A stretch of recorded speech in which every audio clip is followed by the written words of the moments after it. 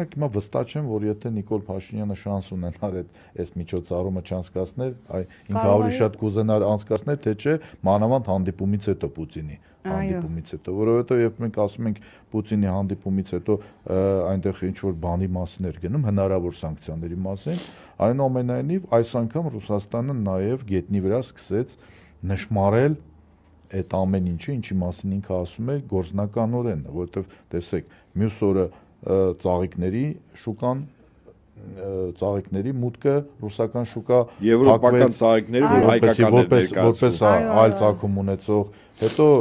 Պրոշյանի կոնյակի գործարանի լիցենզիայացավ եւ ջերմուկի թեման բացվեց, նորից վերաբացվեց, այսինքն այս ամեն ինչը ուղղակիորեն ասվում է, որ այս անգամ կատակ չի արվում, իսկ թիրախավորվում է ուղղակիորեն բիզնեսը, որովհետեւ բիզնեսը դա թիվ 1 շահառուն է շուկայի